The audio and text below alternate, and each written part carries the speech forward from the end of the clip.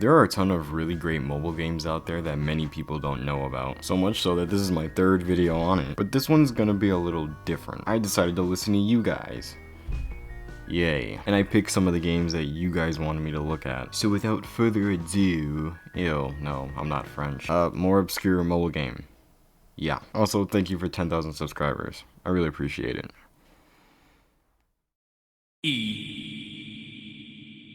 Call of Duty Strike Team was released on September 5th, 2013. It was created by the Blast Furnace. The game is a first-person / overhead shooter where you control your squad to take down enemies and secure objectives. It has simple touch physics for things like aiming, view changing, and target switching. There's 4 different modes in the game as well: Campaign, Survival, Time Attack, and Domination. Campaign is set in the Black Ops story arc where the US finds itself in a war with the enemy country, probably Uganda, and there's 16 levels with 3 different locations to venture through. Survival mode is similar to Modern Warfare 3 survival mode, where you fend off an infinite wave of enemies across 3 maps. There's also more maps, but you have to buy them. Time Attack is a mode where you take on a horde of enemies, and with everyone you take down, you increase the timer. So are you really attacking the time? Because if you shoot the monsters, then it goes up, but I guess you are shooting the thing that increases the time, so yes and no. They really thought of this, didn't they? And Domination is where you have to hold 3 points across the map, but this mode was only available for iOS. The game is removed from the Google Play Store and the Apple App Store, so I'm not sure when it was last updated. This was definitely the COD Mobile before COD Mobile, and definitely way better than Call of Duty Heroes. I'm sure some of you remember that piece of crap. This game was great though. Very long PP.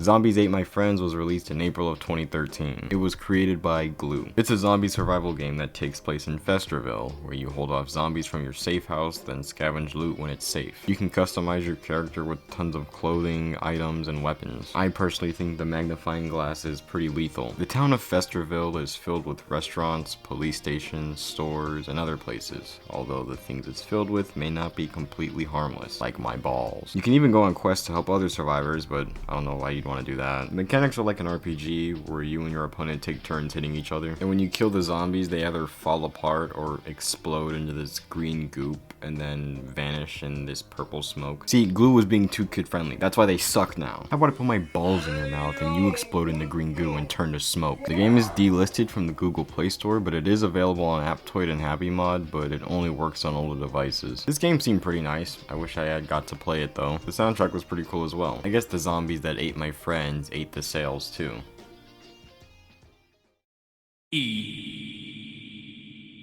Sordigo was released on February 27, 2014. It was created by TouchFu. It's a 3D platformer filled with dungeons, treasures, and monsters. And my balls.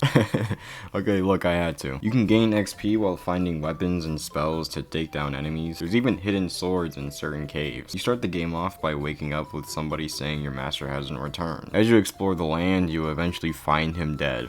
Guess he wasn't that much of a master. He leaves a note saying that if you're reading this, he's probably dead. Who would have thought? And the corruptions got him. After thoroughly teabagging my master's corpse, I got slept by one of the corruptors, and we're off to a great start. I then had to go find some secret weapon that was powerful enough to defeat the corruptors. I know what it is. It's my balls. As I made my way to the tower, I absolutely wrecked the grasswalkers with my super sick sword skills. You could say I was bit of a dual wielder. I then went to a shop and tried to buy something, but the merchant wouldn't sell it to me for whatever reason, which resulted in me giving him a piece of my mind. I obliterated even more grasswalkers and then ran into some dude who tried to get me to find their vase, which caused me to go search for the person who asked. The game was last updated on August 28th, 2024. I like this game, it was pretty fun. A lot of you guys really wanted me to talk about it as well. There is one issue though. My character had blue hair, and that's just no. That plus the 42069 BC fit just makes me look like an older Joy from Inside Out.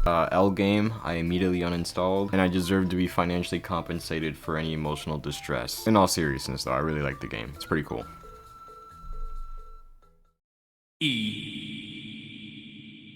WWE Immortals was released on January 15th, 2015. It was created by NetherRealm Studios. It was a 3D fighting game consisting of WWE superstars, except these superstars were designed based on their personas. There were a total of 25 characters with different power levels that you could buy, and you could upgrade many of their attributes with gear cards. There was also an online mode where you can compete with real people to win special prizes. The game was eventually shut down on February 28th, 2019, which sucks because it was a very cool game for the most part. It was very much like Injustice, but it was still pretty cool. I just don't think they had the right mindset going into it. One thing you see across huge mobile game companies is their desire for profit, and they let that get in the way of their creativity. Maybe if they put a little more time and dedication into it, it probably would have been really great. But you know that one Batman quote that's not really true, but sometimes is. There still might be some ways to play it, but I'm not sure of them. But yeah, one of the few mobile fighting games that was genuinely interesting.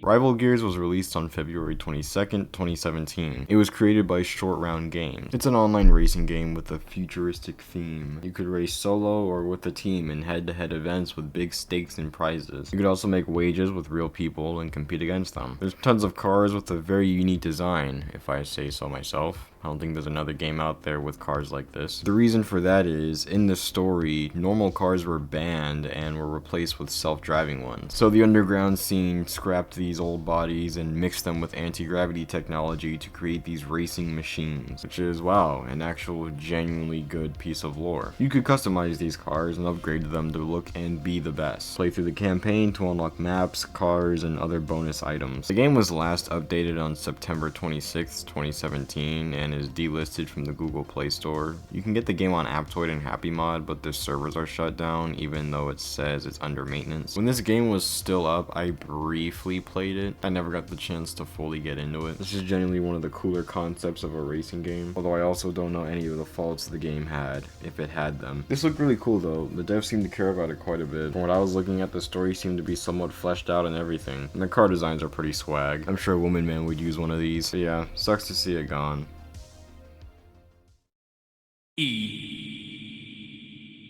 IMVU was released on October 21st, 2014. It was created by IMVU Inc. It's a virtual metaverse game where you can meet people and play games together. Create your own avatar with over 60 million items you can use to put together to make a unique outfit. Join chat rooms, host parties, and go on virtual dates. Wait, what? They claim to be more than an avatar maker, though I'm not entirely sure about that. At least not in any good way. The game was last updated on December 9th, 2024. Okay, hold on, let's go back a bit. Virtual dates? Look, games like these usually aren't great at all. Maybe the initial intention isn't that bad, but this is a breeding ground for degeneracy. And I'm sure many bad things on this app has happened since it's 10 years old. I'm not sure how many people talk about this game specifically though, so I feel like it flies under the radar a bit. I don't think virtual games are necessarily bad, there's just always a big downside to them. This game seems to have stayed afloat for quite a while, but I wouldn't be surprised if it had a track record for being the place to go. Wherever you are, just be careful when you're on apps like this. Very, very easy to take advantage of other people on here, and I wouldn't advise playing them, but if you want to, just really know what you're doing.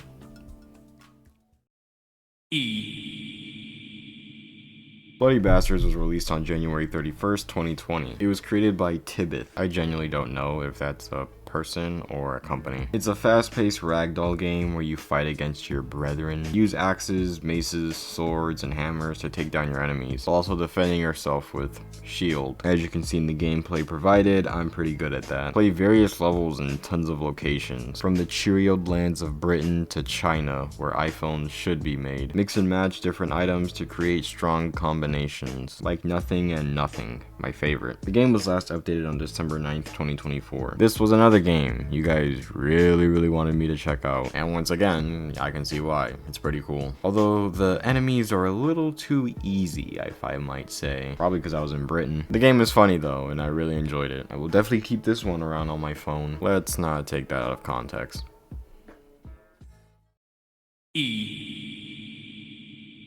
Shadow Fight 2 was released on July 22nd, 2014. It was created by Neki. It's a fighting game with a bunch of black people. Equip tons of weapons and armor and experience a ton of lifelike martial arts techniques, all with a new animation system. It's new because the one on Shadow Fight 1 is old. Venture through 6 different worlds full of demons and an intriguing story, while kung fu fighting your way to victory. The game was last updated on Christmas of 2024. Alright, a bit of a hot take, but the game wasn't bad, but I didn't really think it was that good. It just wasn't my type of fighting game. The game seemed to be somewhat lackadaisical and realistic, and I prefer something a little more fast-paced and instant. Again, the game isn't bad, it's not bad at all, and I really liked it, it's just not my thing. I just hope the characters will unlock soon enough.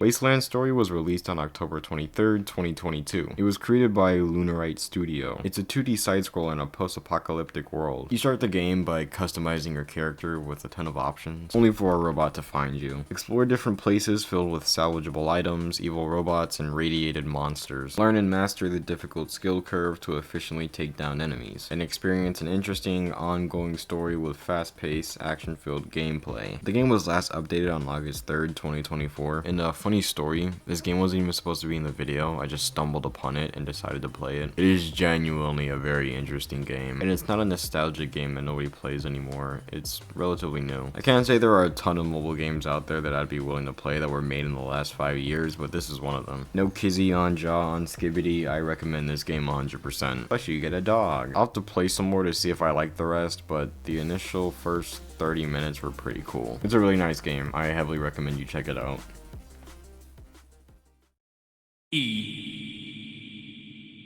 Infinity Blade was released on December 9th, 2010. It was created by Chair Entertainment. W name. It's an action RPG where you fight in a derelict castle to eventually face the immortal God King. You can attack, parry, block, and dodge all on your mobile device. And if you get bodied, you restart the game with the same items and XP. The graphics were almost console-like for its time with tons of detail. And this was one of the biggest games on the Apple App Store, making over $1 million in 2 months. And it was only available on iOS. The game had 2 sequels, as well as 4 expansions on the first, as well as 2 novellas. I don't know a single other mobile game that has a novella. Pretty cool, Share Entertainment, pretty cool. Now, I know you're thinking, if these games were so goated with the sauce, why are they gone? Well, the games were removed from the Apple App Store due to complications of updating the game to fit modern hardware. I mean, I kinda get that. That's probably why a lot of games get sequels, like, you know, the Asphalt series. But yeah, this game is sick. This was made in a time where companies actually cared about the mobile games they made. There was no Unite, there was no Need for Speed No Limits, and there was a Queen of England. I'm not entirely sure if you can still play these games. I would assume no. It didn't show up on Aptoide or Happy Mod for me, and even if it did, my phone's too new, so it wouldn't work. But if anyone has or has played this game, let me know. It seems to be a pretty fun game. Thanks guys for 10,000 subscribers. That's a pretty crazy thing to hear. It means a lot to me. So I'm gonna keep going and we'll see where this channel goes this year. It'll be crazy if I get to like 100K this year. We'll see.